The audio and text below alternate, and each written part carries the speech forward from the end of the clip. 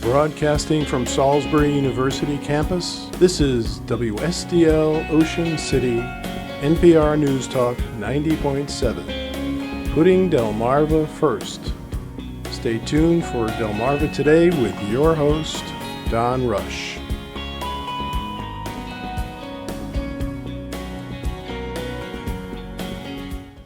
Impeachment is in the air as the president struggles with the unfolding Ukrainian scandal. Welcome to Delmarva Today. This is Don Rush.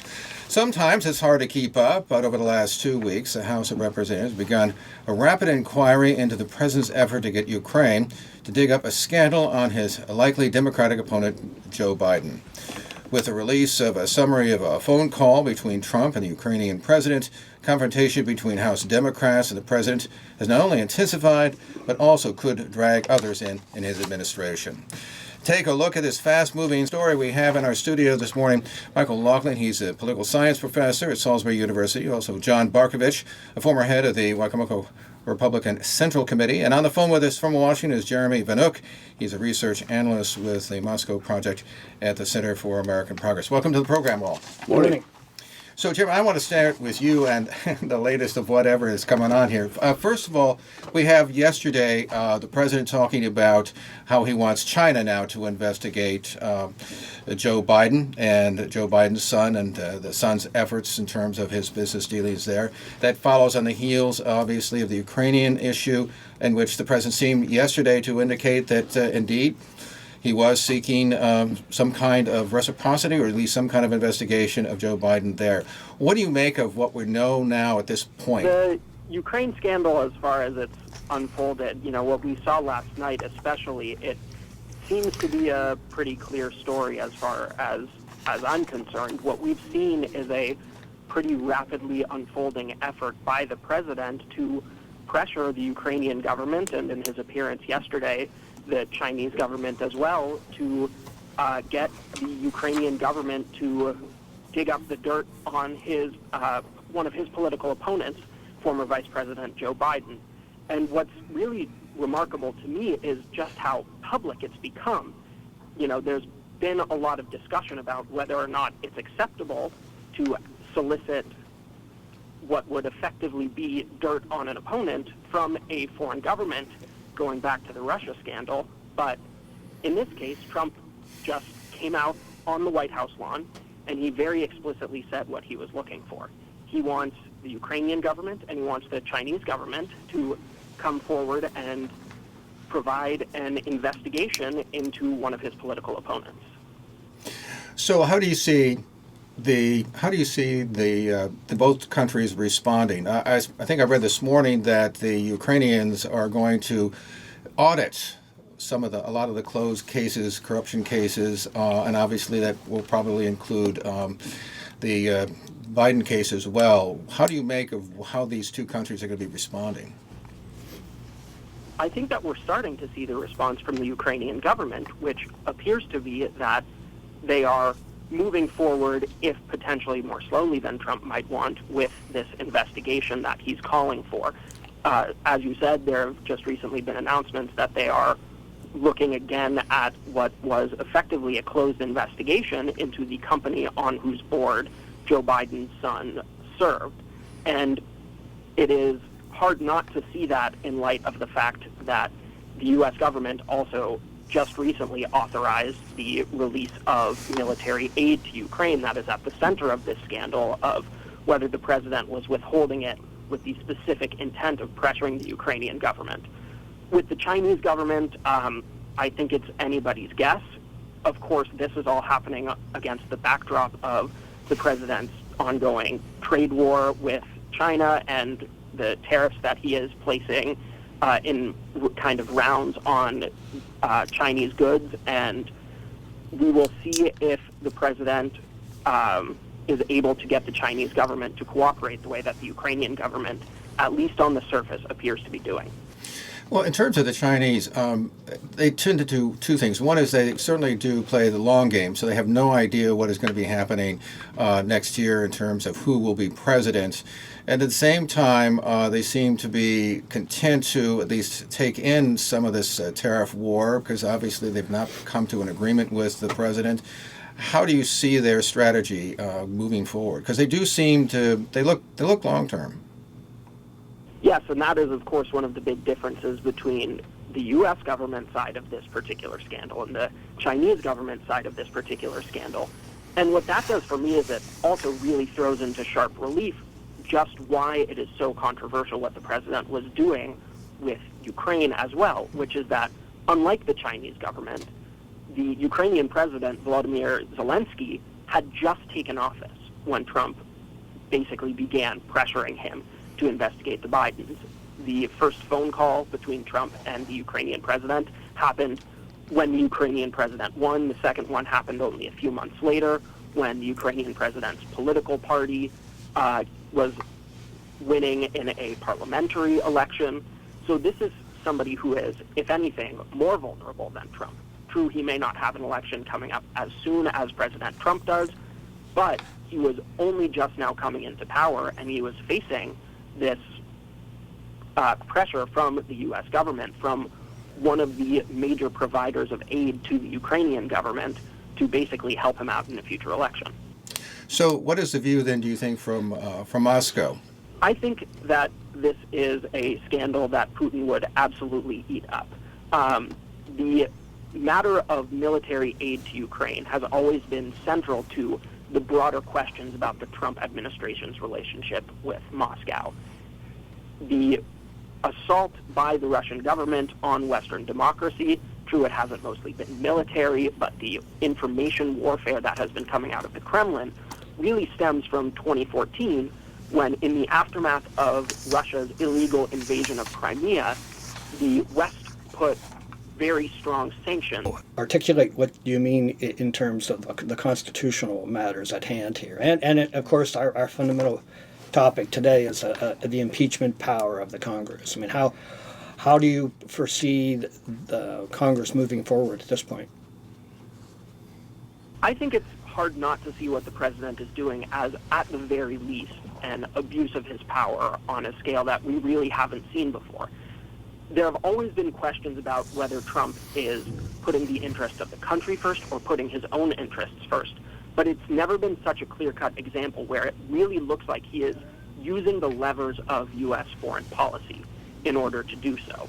That he is actively working to use the government not just to make himself more popular in the United States, not just to deliver what he sees his constituents as wanting, but to exert pressure on a foreign country by using tools of America's own national security. And it certainly seems to indicate that he has potentially violated, at the very least, campaign finance law. It is, as has been widely noted with the Russia scandal, illegal to solicit a contribution from a foreign government. And what we've seen is that there are relatively few institutions in the United States government that have been capable of providing a strong check on the president, of overriding some of his impulses, of making sure that he is being held accountable for his various scandals and missteps in office. And impeachment is the constitutional remedy for this. Impeachment is what the Constitution explicitly lays out for a Congress that perceives the president as abusing his power, as having potentially committed high crimes and misdemeanors, and as a tool that the Congress can use to investigate what the evidence is of those potential high crimes and misdemeanors.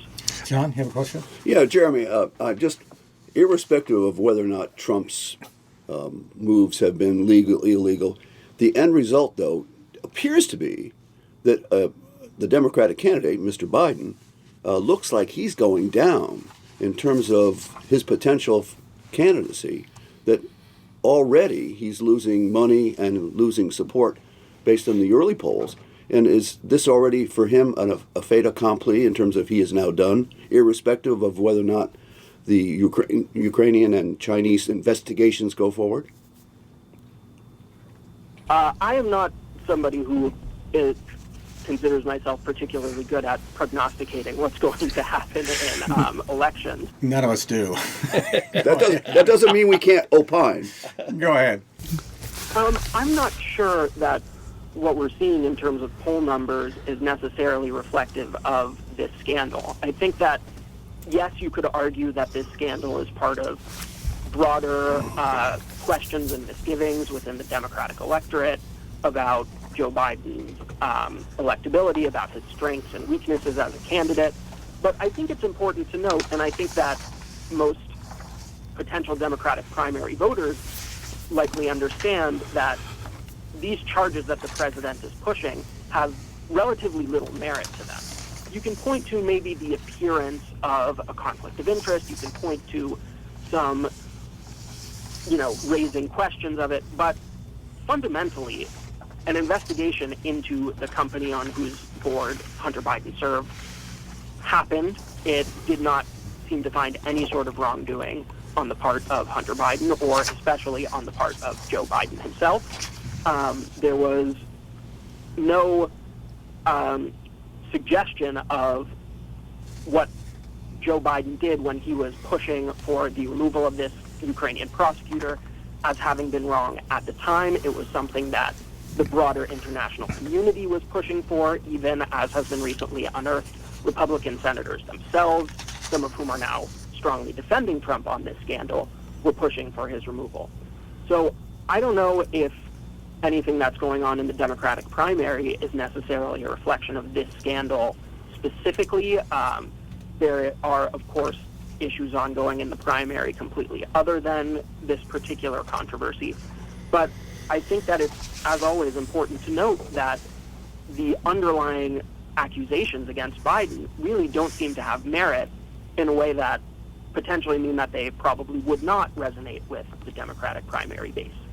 I want to turn, by the way, I suggested in the opening to the fact that this could drag other folks in. And I want to focus first on Rudy Giuliani, the president's personal lawyer. He seems to be at the center of this, in contact with various State Department officials, including people in Ukraine. What do you make of his role in this? I think that this is something that is extremely unusual. We effectively have the president's personal attorney, somebody who has been advising him going back years, at the very least, to the 2016 election, running kind of a shadow foreign policy on what appears to be on the president's behalf. We've seen that State Department officials are wrapped up in this, even potentially Secretary of State Mike Pompeo himself. Giuliani is now claiming that he brought the allegations against Biden to Pompeo, that Pompeo personally spoke with him. There's been some pushback from the State Department, but this is certainly an unprecedented situation in which the president has effectively deputized a private citizen to assert this pressure. And it really underscores the fact that there seems to have been recognition on some level by the Trump administration that this was not entirely above board. There are official channels through which the president could operate if there was really evidence of some kind of wrongdoing, if there was a legitimate reason to withhold aid, if there was a legitimate reason to reopen this investigation. And instead, he called in an old buddy, effectively, to run this pressure campaign on his behalf. And what do you make of this role that Attorney General Bill Barr seems to be playing? Because he seems to be fairly close to the reinvestigation, I guess it were, as to the origins of the original investigation of the Trump campaign. Barr's involvement is definitely one of the things that I consider the most problematic in this whole situation, because it is an extension of the way that the president is using the levers of government effectively as tools for his re-election campaign.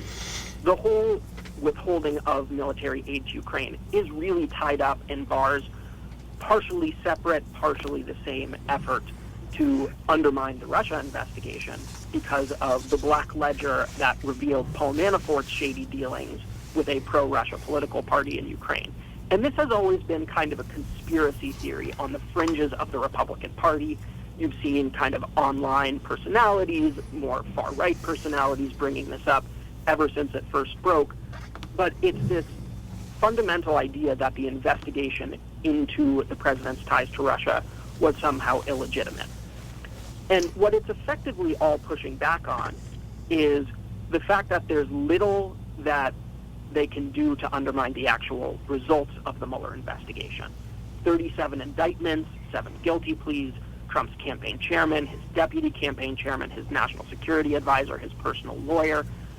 They're not trying to undermine the cases against those people. What they're trying to say is that somehow there was something bad about the origins of the investigation, and therefore what it discovered is somehow illegitimate. Before we go to Mike for another question, the other person I was really interested in was Vice President Mike Pence, who apparently is now being dragged into this. His staffing, or staffers, were apparently in on the July 25th call when this sort of quid pro quo took place. And then, of course, the Vice President meets with the Ukrainian President later on. I think it was in September. People say he had to know. He seems to be now pulled into this thing. Yes, and it's really remarkable because Vice President Pence seems to have done a really good job of staying out of the president's scandals. He's done a really good job of staying away from some of the more toxic elements of Trump's presidency. But in this case, it's hard not to see him as being dragged in, as potentially even being complicit in this scandal. As you mentioned, he met with Zelensky in September in Poland. He also had been scheduled to meet with Zelensky during his inauguration, but was pulled back at the last minute, replaced by Secretary of Energy, now resigning Secretary of Energy Rick Perry.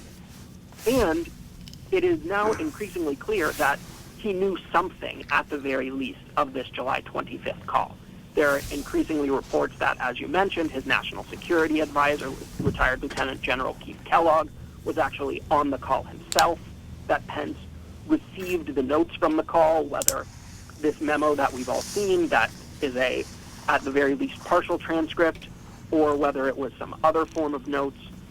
So it's going to be really, really hard for Vice President Pence to distance himself from the president the way he has with many of Trump's other most controversial comments. Mike, you have a question? Just an observation to see if, Jeremy, whether you agree with this. It's been speculated that one of the reasons why Trump has now, in effect, gone on the offensive, that not only trying to justify or explain further that he in fact was trying to pressure Zelensky, but also now appealing to China to investigate Biden as well, and in effect attempting to normalize what are essentially illegal acts and perhaps even more fundamentally abuses of presidential authority under the Constitution, so that in effect he and as you have described accurately, the use of not only out of government figures like Giuliani to do his bidding, but also pressuring people within the government itself to do that. That we have moved towards a more authoritarian whole atmosphere that essentially Trump is pushing in that kind of direction.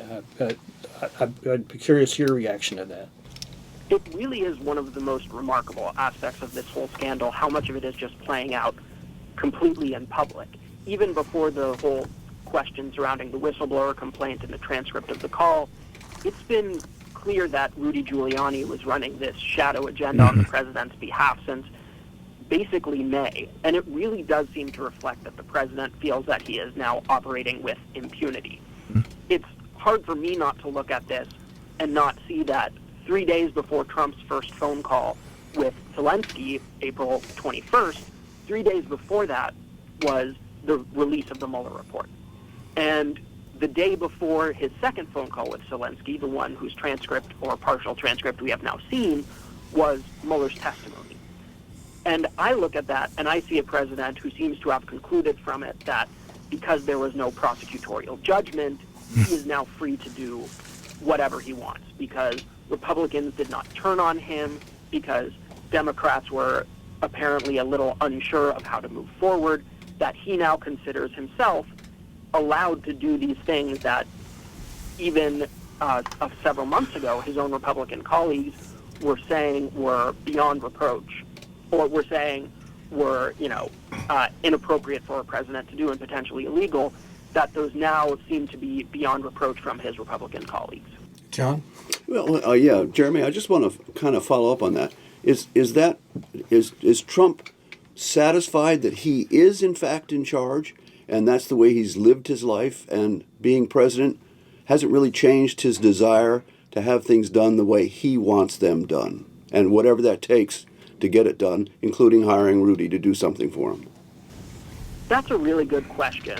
The Trump Organization is, of course, famously opaque. We know relatively little about it and relatively little about how it operated, but what we've seen is that this has basically been his way of doing things for a long time. There are all sorts of accounts. Maybe the most famous was Michael Cohen in his congressional testimony of how the president would ask for favors, would, in perhaps slightly roundabout, not as incriminating ways, ask people to do things for him. You know, Michael Cohen said that Trump wouldn't say, compliment my tie. He would say, isn't this the nicest tie you've ever seen? Isn't it great? And this kind of, as House Intelligence Chairman Adam Schiff put it, mafia-like behavior really does seem to be ingrained in Donald Trump's manner of doing business.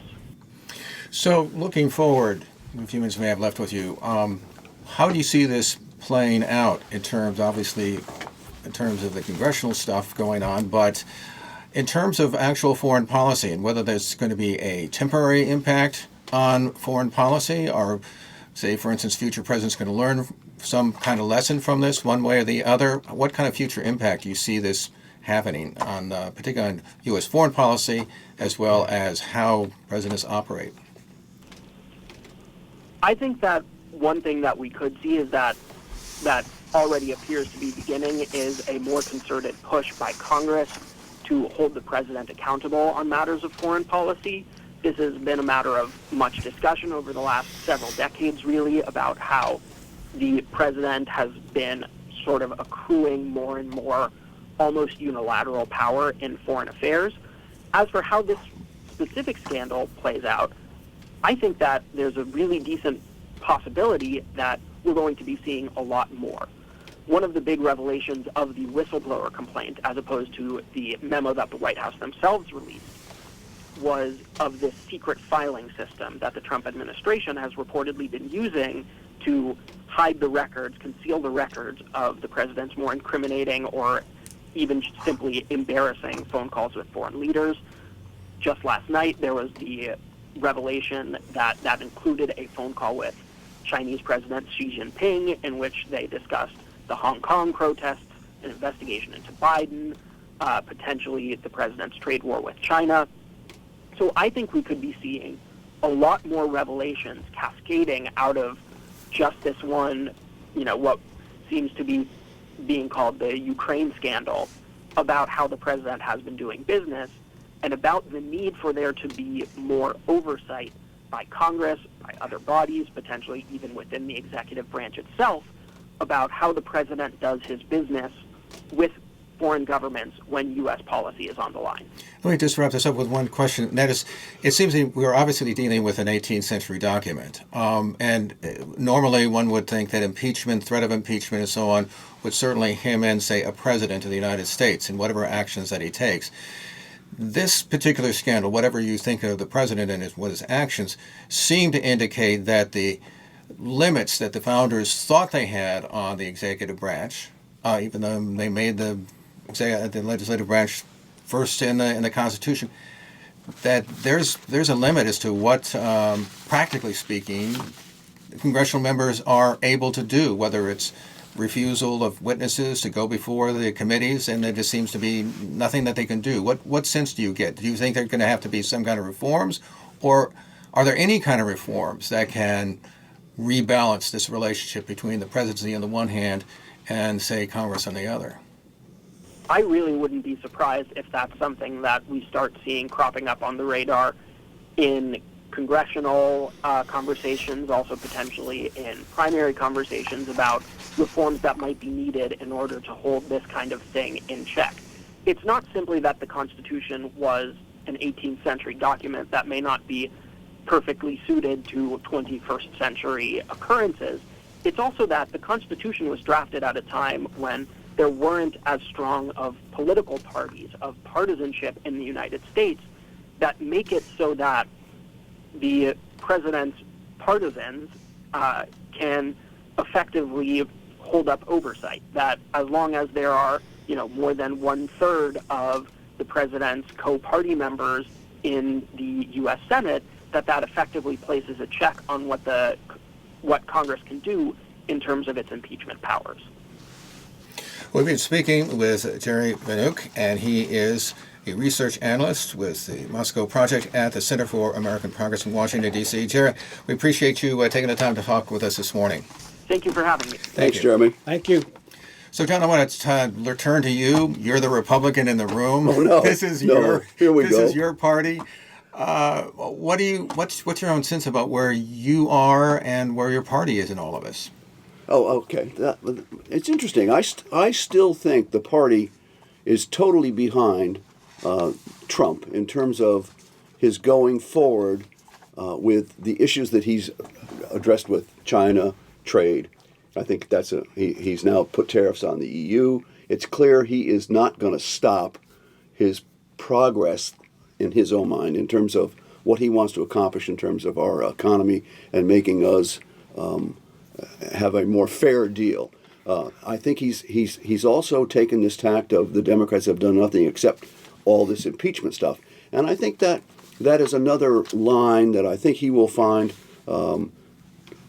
support from other Republicans who have wanted to get things done, would like to see the MCA passed, would like to see some action on drug prices, would like to see some action on gun control. I really do believe Trump would like to get some kind of gun control bill passed. But it's apparent that the partisanship that this impeachment Mueller probe, starting from the moment Trump was elected, has poisoned the well to such an extent that I don't think anything's going to get done.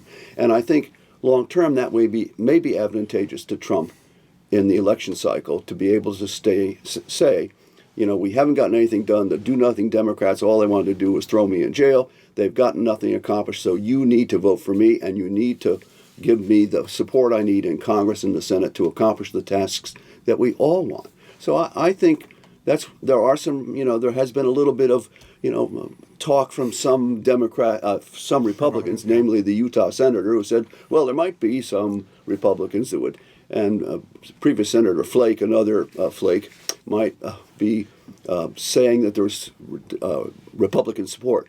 I just don't see that. I see the Republican Party and more importantly, the Trump base being behind him as he goes forward with these really contentious issues, Ukraine, China, and trade. And I just don't see that fading.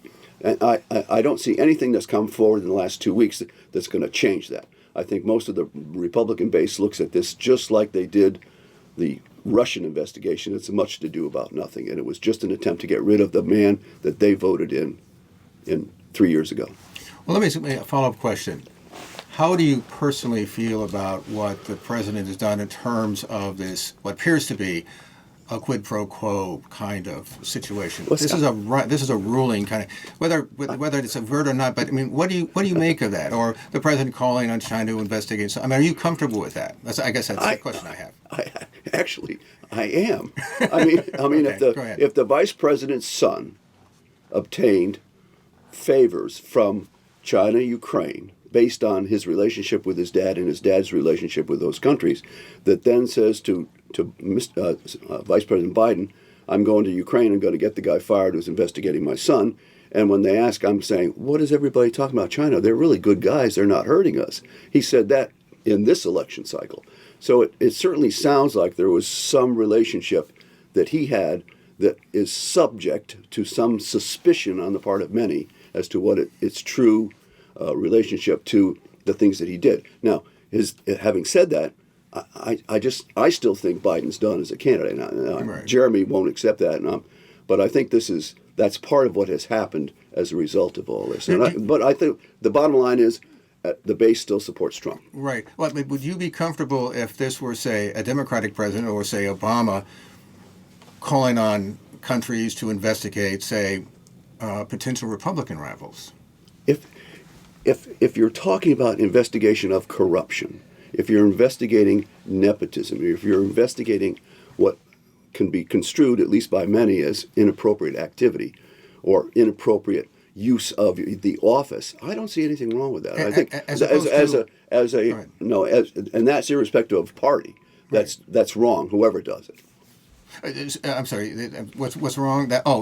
So I think the question becomes if there is an issue of, say, corruption, shouldn't it be the United States government that actually investigates those things rather than calling on governments, particularly in the case of the Chinese? I mean, it's not exactly above board, or even the Ukrainians for that matter. It may be hard for Attorney General Barr to investigate much that went on in Ukraine and particularly in China. Having said that, I think it's legitimate to bring these issues forward, and how they play out is unclear. But it's still political, and as long as it remains political, it will be an issue. And would you be satisfied with the idea of connecting, say, an investigation by, say, another country based on whether or not, say, for instance, we give them aid or that kind of thing? It was that kind of relationship, which I'm sure the Ukrainians are probably viewing it that way, no matter what anybody thinks. But should those be tied together? I think power politics on the international scale is played this way all the time, in terms of, I want something, I'll give you this. I need something, you give me that. I think that's what happens in international politics a lot. And because countries are always looking out for their own interests first, and whatever it takes to get that done, I think they are willing to consider doing. And I don't think Trump's any different in that regard. He wants to make America number one, and he'll do whatever he thinks it takes to get that done. Mike? But that's where the error is made, it seems to me, is that Trump is not thinking about making the United States better. He's talking about getting himself reelected. So he has abused the power of the state to pressure other governments to intervene and influence the 2020 election. That's the reality. And so the argument that you've made is rather naive, I think, because what you're suggesting is that that the pursuit of power can justify any kind of movement. And so long as someone like Mr. Trump thinks that his interest is synonymous with the national interest, that he can justify encouraging foreign interference in our election. And therefore, hang on a second, John, and violating the sovereignty of the United States. So if you reduce, basically your vision is rather cynical, because what it does, it reduces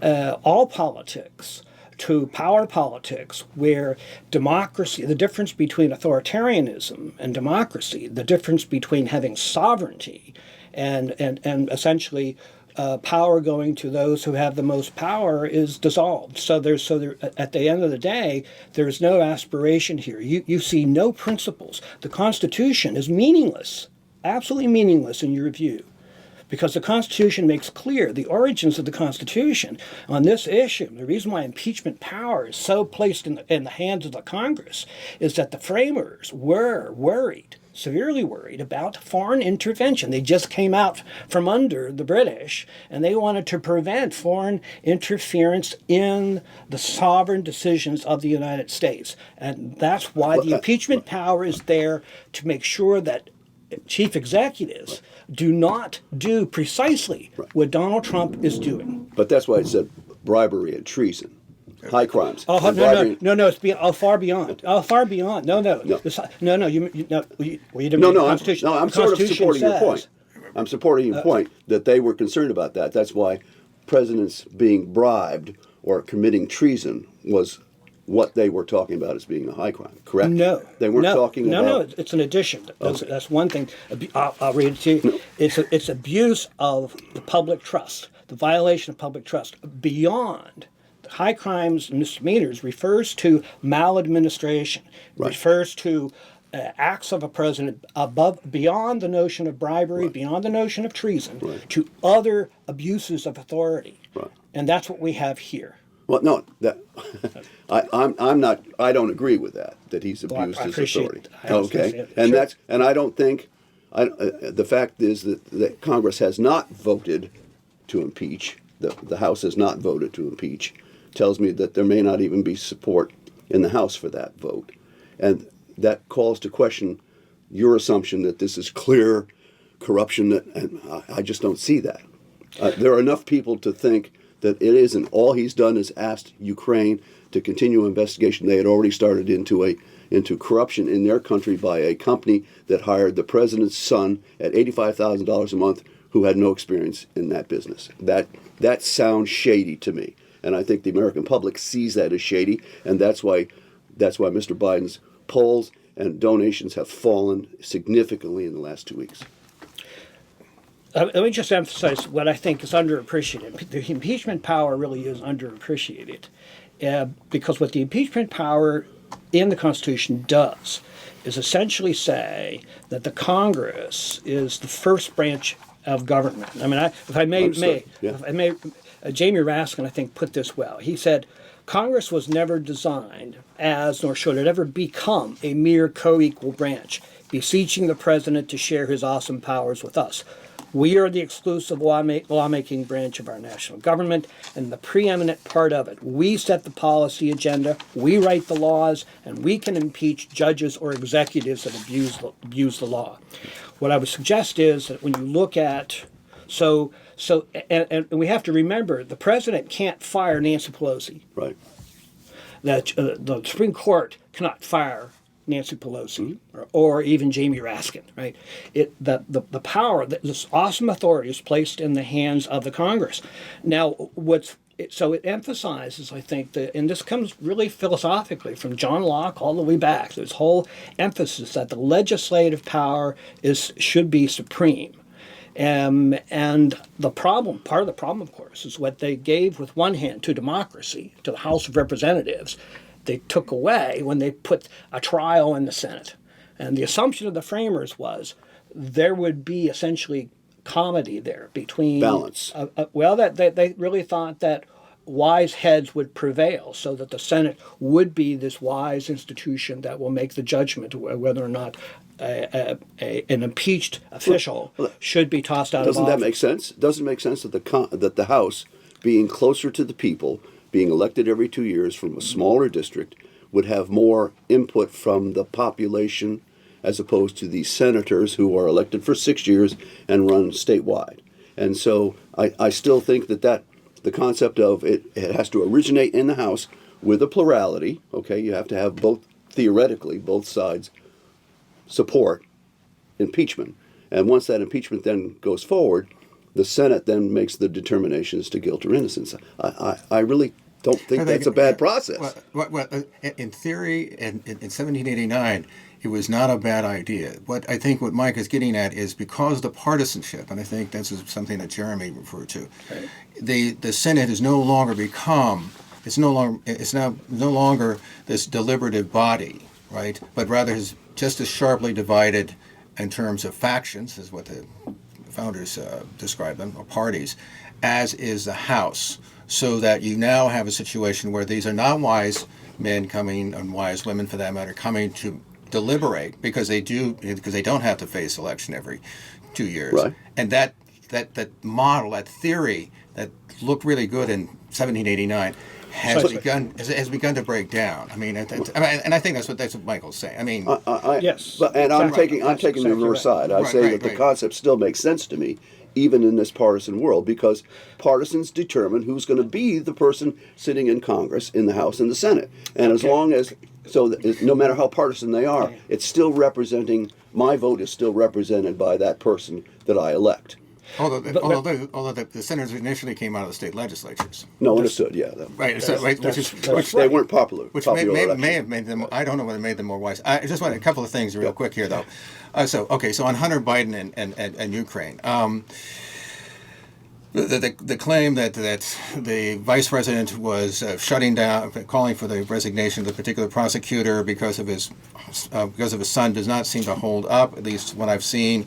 Matter of fact, not only did the American administration believe that this prosecutor should be fired because of corruption and moving too slowly, but also did the Europeans as well. That's the first thing. And so it's not clear to me whether there is any issue there, particularly with Joe Biden, It is clear to me, by the way, that Biden and others, by the way, from the West were brought in to this board to beef up the credentials, right, of the Ukrainian gas company. On China is really interesting, right, because the president says, well, he walked out, with a $1.5 billion fund. Well, if you look at what the story was, is that was an aspirational figure. They were hoping to get 1.5. They got much less.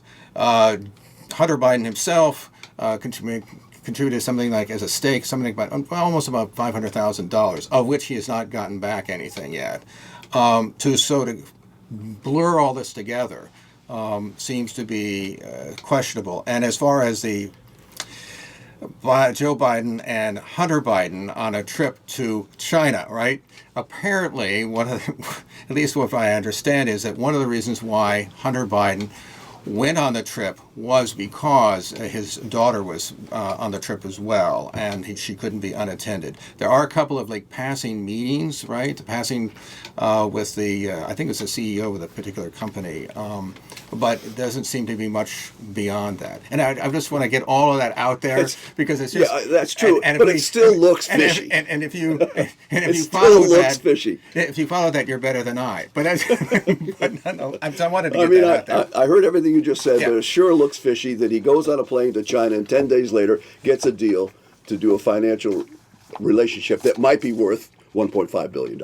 Right. That's without any experience in terms of financial dealings. Well, he was part of this investment thing, but beforehand. So my son's in an investment club too, but that doesn't. But doesn't mean no one's going to give him $1.5 billion. Well, his last name is not Hunter. It's Biden. But that's beside the point. And by the so let me just sort of shoot this to you, Mike, because I think it does raise an interesting question about children. Oh, here we go. Okay, children. So here we got. Here we got Joe Biden's son. I got some. Joe Biden's Grandchildren are even worse. So Hunter Biden goes and he does these things. Now let's assume that nothing actually happened. As a matter of fact, I understand there was a quick conversation in which Joe Biden said, "I hope you know what you're doing, son," and he said, "I do." Well, we'll see how that works out. But we also have obviously the situation with the Trump children as well. It was much more direct, I guess, with Ivanka Trump and some of the patents out of China. We've got Jared Kushner, who's the son-in-law, has these good relations with the Saudis, who apparently seem to be funneling some kind of money into his very deeply indebted piece of real estate. It seems. I think it seems like we've come a long way from the era of Jimmy Carter and Billy and Billy Beer here. What about that problem? I think it's a serious problem because what it does is clearly the children of high-profile politicians have a step up on other folks to get on boards, to get positions in companies, and so on, so that it has, at the very least, the appearance of impropriety, the appearance of and also some of the reality of influence. Why was Hunter Biden on that gas company? Well, the gas company clearly knew he was Hunter Biden, and therefore perhaps would give them some access to Joe Biden, who was responsible for corruption, evaluating corruption in Ukraine, and influence with Ukraine. He was policy. Obama's man for Ukraine and China. Unquestionably, Yeah, okay. right. That doesn't mean there's any evidence that in fact impropriety actually happened. I just didn't want to lose sight of the fact. Oh well, yeah. Should we talk about Hold on, but let me get back. Can we get back to the kids? So that's exactly it. Yeah. But then we have Ivanka and Don Jr. and Jared Kushner. And to say nothing about the issue of Trump having his own businesses, which is unlike anybody else, in which he's raking money in. What I would suggest, what this calls for is new legislation. This calls for new legislation to essentially extract the siblings and the children from high-profile politicians, particularly presidents, from these kinds of investment affairs. That you have to be, because it's the public, basically the public trust in what our officials are doing, and the ability of presidents to move forward in the name of the public good and the common good, rather than in their own self-interest or in the interest of their children. And I think that's what has happened here. And it may require new policy, new legislation, because it is clear that this is in one sense, it's not a new problem. It's not. No, it's gone on forever. It's gone along. Yes, and, it's part of. But we could actually it's part do of something. the political sphere. But we could do something about And, that. and right? I actually And would that's- not be opposed to some Okay. some reason. We actually agree on a policy We do. recommendation. But here's where we don't agree. The difference between Ivanka and the Trump boys and Mnuchin is they were successful people before their dad became president. And they continued to work for their dad as they had before he became president, as opposed to Mr. Beau Biden, who was, Hunter. Beau, yeah, I'm sorry, Beau, yeah. Anyway, Hunter, who was, couldn't do anything, was run out of the Navy for cocaine addiction, and then from that goes to, I'm going to go to Ukraine and get on the board for $85,000 a month. That must be because they recognize how good I am. No, it had nothing to do with that. And same thing with China. So there's a big difference between the success of Trump's family and the continued involvement in him and his business and his, not only on the political side, but on the business side, as opposed to Mr. Biden's son, who had no background. If anything, was a negative. There's where the difference is. But I'm not opposed to the concept of, yes, we maybe need to generate some kind of, here's how we evaluate what you're going to do with your kids: senator, congressman, president, vice president. Because it's not just the president and the executive. There are issues that have been raised in the past with senators and congressmen in terms of using their might, okay, for what I consider to be bad decisions. Anyway, I wouldn't be opposed. Although I would point out that Jared was in big financial trouble with his building, with a balloon payment coming by, yes. The Saudis are coming by, and it doesn't hurt to have the Trump name when your dad's president going to China. I mean, there are, but I'm not. But go ahead. Just throw one other part of the issue here, though, is that it. I think it's pretty clear that Trump cares not a whit about the accuracy of his allegations and of the notion that there's corruption.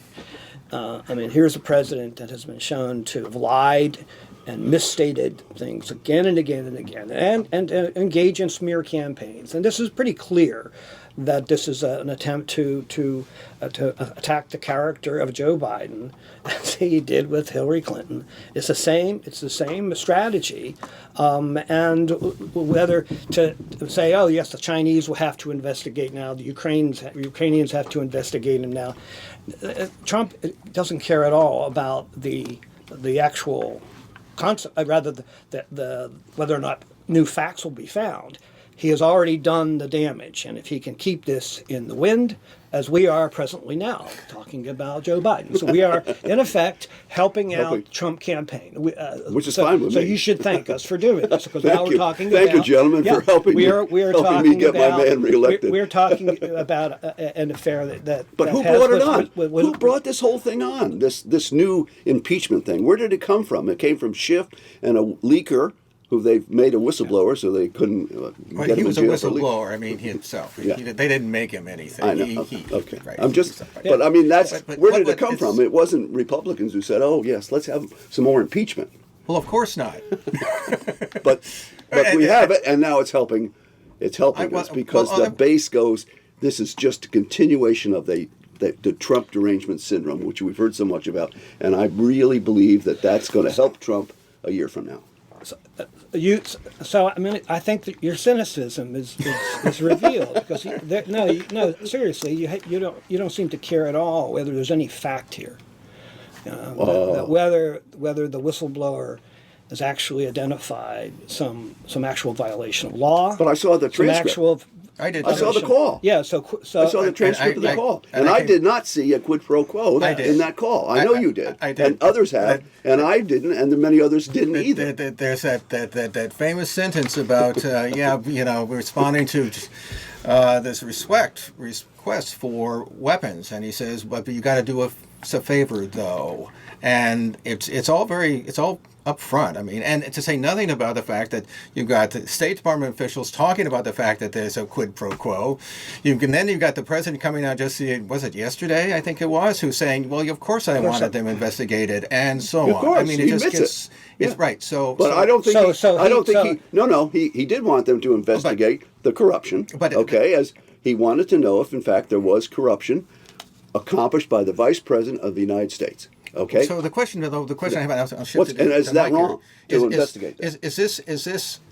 Is making that request in and of itself soliciting assistance, something of value from a foreign country? yes, yes, yeah, absolutely. So even if you don't have the quid pro quo dimension, what he's doing with China, I mean, the open air public request to have a foreign government investigate a potential opponent, right, of Joe Biden, right, is asking for foreign interference in what are supposed to be sovereign elections. So whereas we Americans deserve to be able to make our own minds up as to who our leaders are to be, Right.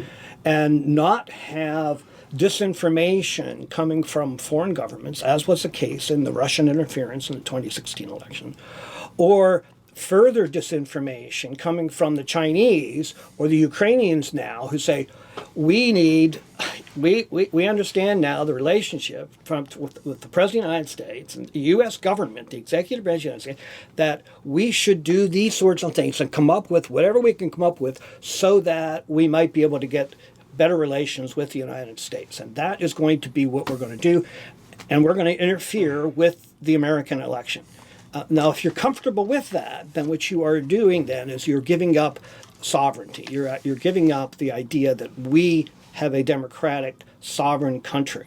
And that is where authoritarianism goes. But I still just don't see what's wrong.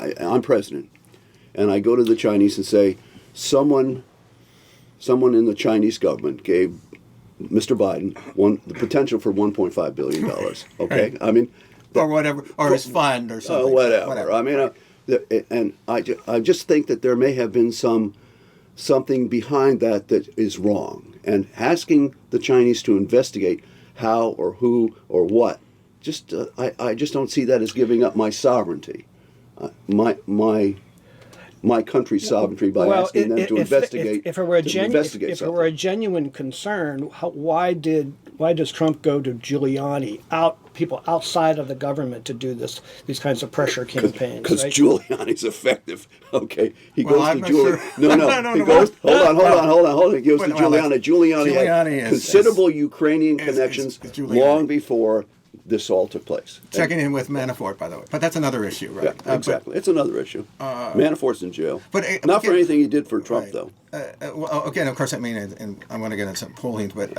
it does seem to me as if going through official channels. Yes, the FBI can investigate, and they can draw upon the resources of other countries, I mean, which it does. We have Interpol, for example, right? So it does seem to me that, and being directed particularly at a political opponent, right, a potential political opponent. Oh, you mean like the Australians and the UK investigating Trump surrogates? Oh, is that What's that? Asking UK and Australia They to didn't investigate? ask them, actually. Oh, they did. No. Oh, so they No, just, they didn't. The No, Australians they didn't. and the UK Right, just they didn't ask them. They've just Right. gone to get out in Papadopoulos because they. They didn't ask them. They didn't ask them, by the way. Okay. But So nonetheless, they- okay. but they were very concerned about Russian interference in the election. But anyway, That's so that's okay. That's all right, John. It was just a small aside. That's right, a small. Right. In any event, we're just having too good of a time. So anyway, so in terms of public opinion and the polls, so now we have something like one poll, like it was the YouGov poll, said 55% think that the impeachment probe is necessary. 45% say it's not. When you start breaking it down partisan-wise, Democrats 90% approve of the inquiry, 77% of Republicans don't. Almost an even split, by the way, on independents. On whether or not Trump acted illegally or improperly, 72% when it comes to Ukraine. And then we've got a 55% approval of opening the impeachment inquiry, but we have 57% against impeachment and removal at this point. That's the Quinnipiac poll. So I'll turn to you, Mike. So what do you make of these polls? I mean, obviously, support for this inquiry has obviously gone up since, say, August, when Jerry Nadler was investigating and doing his stuff with the Mueller report. Where do you see this going? I mean, do you see this escalating further? I mean, what do you Predict? John, That's right. I want you to look in the crystal ball. Yeah, I think that these initial shifts provide some optimism for those who have favored impeachment since the Mueller report, I think, because clearly the concern that Pelosi had for a long time has been that the impeachment process itself would essentially generate a dynamic that would solidify support for Trump on his base and perhaps even eat away into some independent support. These initial polls indicate to the contrary, that there is movement more now towards impeachment, at least the impeachment inquiry. If you have further information that comes out, and I think depending on how Trump is continue to play this, he's playing into the hands, I think, of that dynamic. All right. Now, on the other hand, if the process would continue too far, if it doesn't get done quickly, I think, then there's a possibility that you could have people rejudging or coming up with the interpretation that the impeachment decision was wrong, was perhaps too hasty, and that you could see that coming as well, and that it could boomerang. It could still have a detrimental effect. My own sense, however, is I think that the dynamic is more to the detriment of Trump at this point in time, and clearly he fears it now. I think he does fear it, and hence his erratic behavior, I think, in recent days. It just seemed to me that the moment we have left here, it does seem to me that if indeed the game is for Trump to get this out of into the political bloodstream, that even if he's taking hits, that he's now tarnished, for instance, who he thinks is the greatest challenge to him in the presidential race, and then at the same time trying to gin up his base as well. Right, this is the strategy going forward. It'll be interesting to see how that plays out in terms, particularly of the reaction that we may see in terms of Trump and even a failure, for instance, if there is a failure to remove him, or if, for instance, the Senate decides one thing or another, they may even generate even more energy to say we have to go to the polls, because there's a lot more energy now on the Democratic side at this moment. We'll see how it plays out, as I think John would say, but we'll be back again to talk about this more. We've been talking with John Bartkovich. He's the former head of the Wicomico Republican Central Committee. Also, Michael Laughlin, political science professor at Salisbury University. Earlier, we had Jeremy Venook. He is a research analyst with the Moscow Project at the Center for American Progress. Appreciate you all chatting with Thank you, us, John. and we will, John, we will do this again. You promise? I promise. This has been Delmarva Today. I'm Don Rush. Thanks for listening.